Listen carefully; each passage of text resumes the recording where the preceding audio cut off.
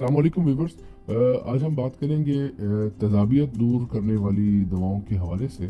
और इन दवाओं को एंटासिड कहा जाता है।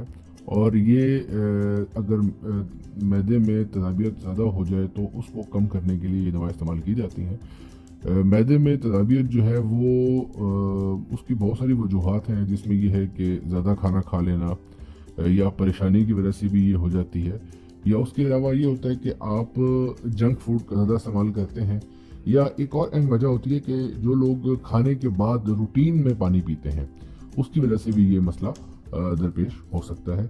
उसके लिए मैं आपको 4 दवाएं इसमें मैं सजेस्ट करूंगा।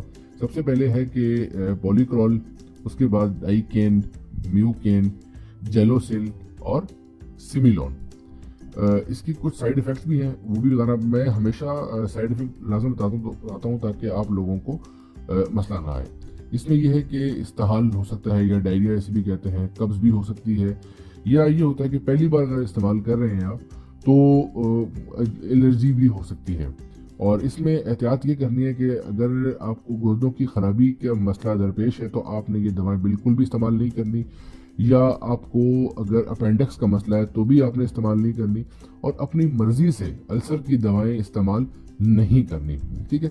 और सबसे इम्पोर्टेंट चीज़ ये है कि तजाबियत दूर करने वाली दवाएं जो है वो आपने खाने के आधे घंटे बाद लेनी है और सोने से आधा घंटा पहले लेनी है।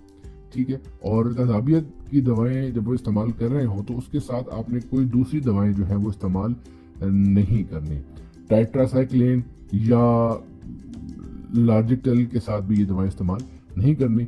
इसकी दवाई के बारे में कुछ और चीज़ें भी हैं जो मैं डिस्क्रिप्शन में ऐड कर लूँगा, टाइम हो तो वो पढ़ लीजिएगा। Thank you very much. अल्लाह हाफ़िज़।